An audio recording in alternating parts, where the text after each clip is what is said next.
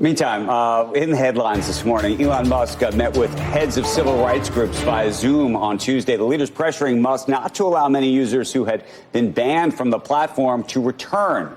And they urged Musk to give Twitter's staff the tools necessary to combat election-related misinformation. Attendees said Jonathan Greenblatt of the Anti-Defamation League, who's been on our program many times, helped to organize that call, took part in the meeting. Here's what Jonathan told us the morning after Musk finalized the Twitter acquisition. Wild conspiracy theories and platforms awash with information are problematic for society. Look, I don't think social media platforms should be the playthings of billionaires to begin with, but Elon has the right to buy Twitter. I'm a capitalist and I believe he can do this. I mean, there's no stopping that, but what there is stopping is threats and slander on the platform. And then there's this story this morning. BlackRock, about 1 year into its voter choice program, something Chairman and CEO Larry Fink says is part of a, quote, revolution in shareholder democracy. He's providing updates on the program to clients and corporate CEOs. A new letter that was obtained by CNBC. The goal of voting choice is to give BlackRock's institutional clients, think pension funds and endowments, the option to vote on behalf of the stocks they hold through indexes. Historically, those voting decisions, including matters such as board composition, executive pay, disclosures and the like surrounding ESG, were outsourced to BlackRock's stewardship team. Fink saying that in the letter, clients representing 25% of the $1.8 trillion in eligible assets are enrolled in voting choice. The number of BlackRock clients interested in signing up has doubled, he says, since May. BlackRock is emphasizing that it's committed to offering clients that choice and delivering the best financial outcomes consistent with their preferences. Joining us right now to talk about both of these stories and so much more. Vivek Ramaswamy is the founder of Strive Asset Management. It's nice to see you at the table this morning in person, no less. It's good to see you guys. So a lot to unpack. Let's unpack what BlackRock's doing first, because one of the things you've talked a lot about is shareholder democracy, choice, not having one group or another voting on people's behalf. I assume you support this. I think this is a tiny step in the right direction. I do want to recognize that at the outset.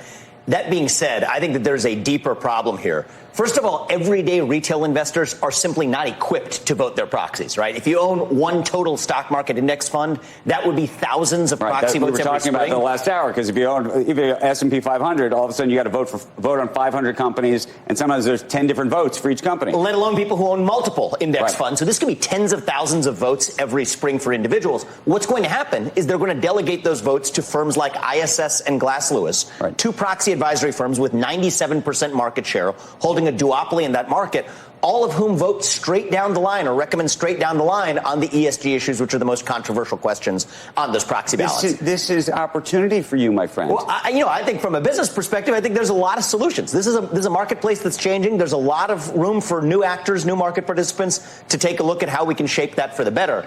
I will say one more point that gets lost in this, Andrew, sometimes, though, is that shareholder engagement, what some of these large firms called stewardship, have more influence on corporate behavior than the proxy votes. There was a UPenn study that found that the annual letter that Larry Fink writes has more of a direct impact on company disclosures and company behavior than actually even the proxy votes, because very few issues make it to a shareholder ballot. So like I said, this is one small step for proxy voting and shareholder democracy, one tiny step in actual progress in reality.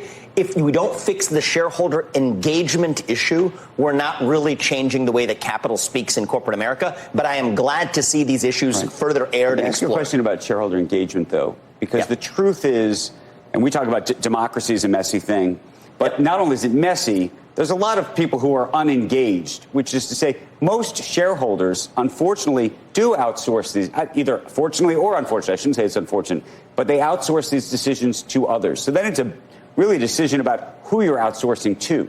That's right. And this is one of the reasons I started Strive, is to say that I think the right way this should play out is a diversity of actual voices. Not to say that take those votes back when you don't have the ability to do anything with them, but rather to say that if you want to vote in accordance with ESG-linked principles or environmental or social principles, great. This is a free country, and you should be free to do that. But if you as the capital owner don't want to vote according to environmental or social or governance principles defined by someone else, you can vote along the lines of pro-excellence principles or pro-fiduciary principles. That choice is missing in the marketplace, both in the proxy advisory market, where you have a duopoly, as well as in the mainstream passive index fund management business as well. Where do you vote your shares? Because it's not the shareholders or the owners of the capital who's voting in your case either. That's right. So the way ETFs work is the ETF issuer, so the asset manager, votes on behalf of their clients. The way Strive votes is exclusively focused on mandating companies to focus on excellence in their products and services for customers to maximize shareholder value. It means... Does it mean voting with management most of the time? Or not necessarily. A gadfly on the other side? It means that every decision has to be evaluated based on long-run value maximization without regard to environmental or social factors. But how do you guys do that? I mean, that's thousands and thousands of decisions during proxy season. And that's exactly the job of an independent asset manager in a way that everyday individual investors aren't equipped or should be equipped to do. So, they take the case of the Chevron Scope 3 example in 2021. There could be great reasons if you want to stave off climate change to make the social argument for why Chevron should adopt a Scope 3 emissions cap. BlackRock, State Street, Vanguard all voted in favor of that in 2021. It was put up by a Dutch nonprofit that wanted to fight climate change. Strive would have voted against that. Racial equity audits at Apple, same story. I want to talk to you about Musk, but I have one just related question to all of this.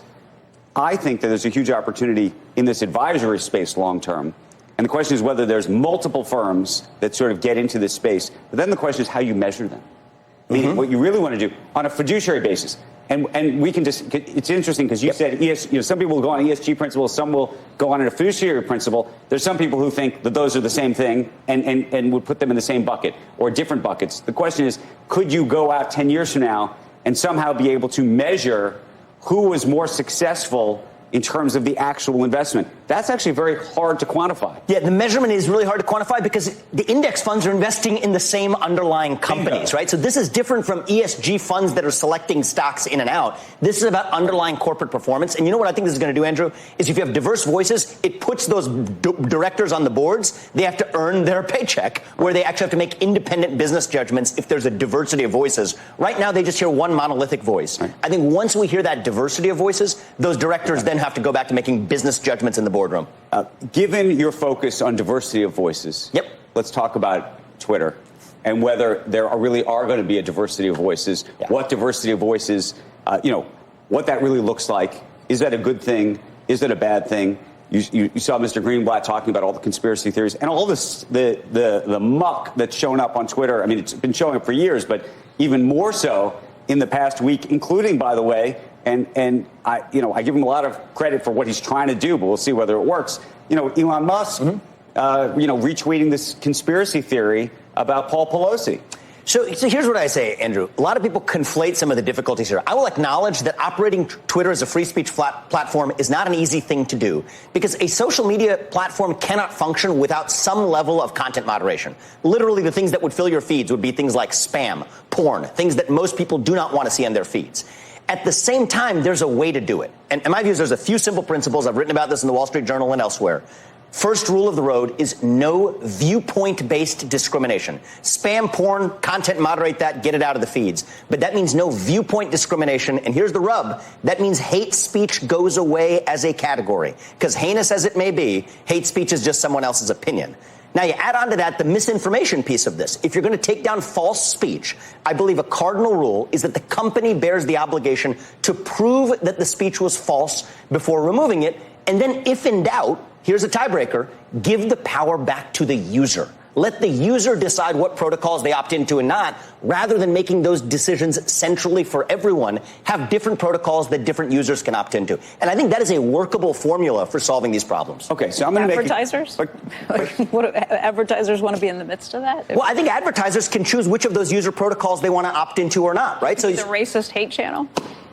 They give you the free speech channel. I don't think the people who are expressing those opinions want to have them described as racist. I'm going to give you two examples that I think are really complicated. I say give choice. Decentralize it. Don't have one central body making those decisions for everyone. Let the users decide. And you know what? Let the advertisers decide, too. I think that's hard to argue with. Okay, so I'm going to give you two examples that I think are really hard to deal with, okay? Great. One, COVID, Wuhan. Okay. That was actually stuff that was taken down by Twitter. That's right. And arguably, and I think there was arguments to say maybe some of it should have been left up in terms of people having debates about it. I was going to say this. When Greenblatt was on, that was the same day Vanity Fair published this huge piece on how the odds are increasingly with a lab-based origin for Wuhan. So he's saying no conspiracy. And just to prove his point, that was that was a conspiracy that was true. Maybe. All along. Okay, so let's say that's one issue on one side. Good. Paul Pelosi on the other side, which, at least from my vantage point, and I say this, I try to say it apolitically, I think was heinous to put out there, and at least at the moment, seems very, very wrong. Agree. So the question is, I mean, this is not a unique question at this point in American history, and I think that takes some of the pressure off this conversation. The question for the House is, do the Nazis get to march in Skokie or not? This is a cardinal case in constitutional law. We learned in the first semester of the first year of law school, and it's a debate then as it is today. But this is not a real town hall. This is a privately owned company.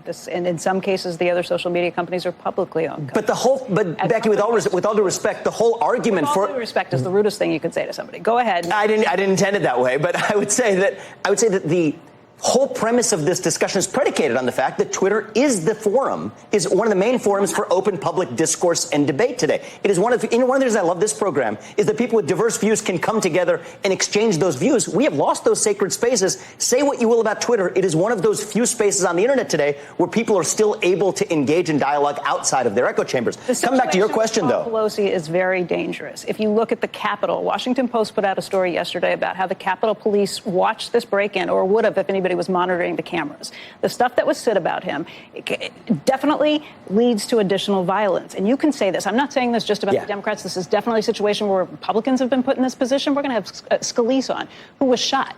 He's going to come to us about these things. So this is, but Becky, the other thing I will tell you is this is not unique to this moment. We have been having this debate in this country since 1776, since 1789. This is the fundamental American debate. It is the bargain of free speech in our country. All right, free speech is not intended for the speech we love. It is intended for the speech that we do not love.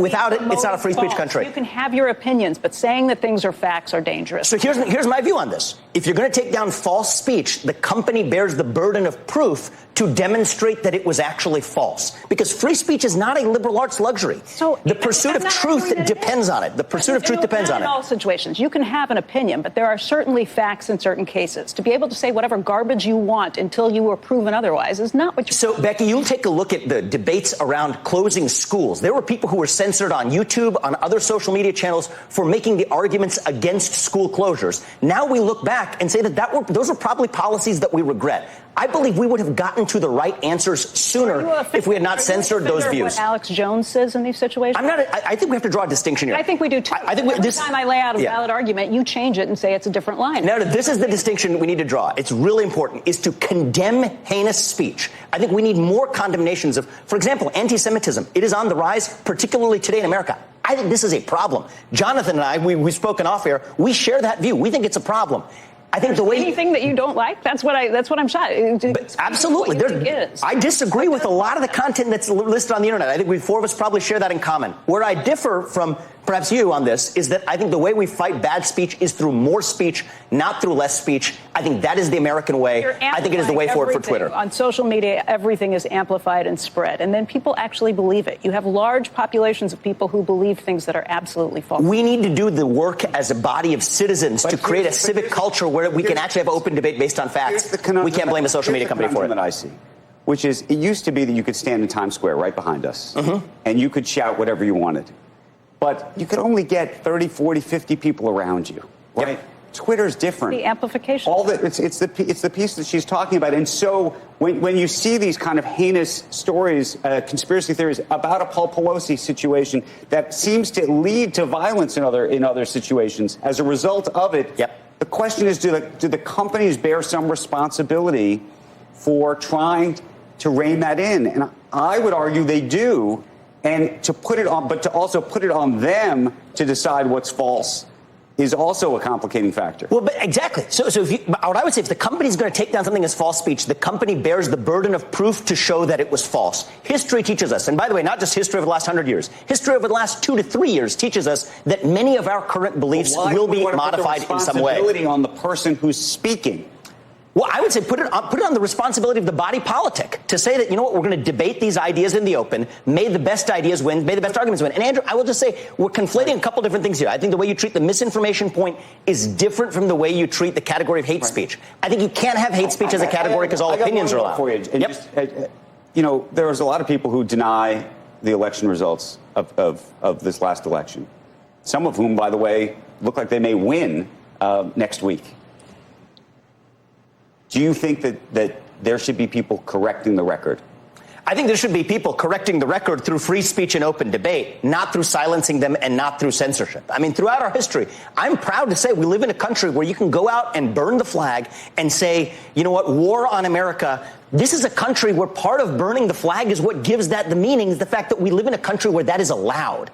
And if we lose that principle, we lose the very principle we're fighting for in the first place. So you got to draw this distinction between saying, I disagree vehemently, but still allow you the right to speak. How concerned are you? Conflating again. How concerned are you with either democracy or the very idea that there are large parts of the population who believe things that are just factually untrue today? So I am deeply concerned about threats to democracy, but I think those threats to democracy, Andrew, are plural. And one of those threats to democracy is the centralized determination of truth. By the way, and here's a dimension we haven't talked about, where the government itself is now coordinating with Twitter, with Facebook, et cetera, to direct critics of the government to be silenced. This is something that I think is also a threat to democracy, where you have a government using private companies to censor speech. So I think they're plural in nature. I think actually we agree on lots of things, but it's a matter of degrees, and I think it's very different. But yeah, a longer conversation.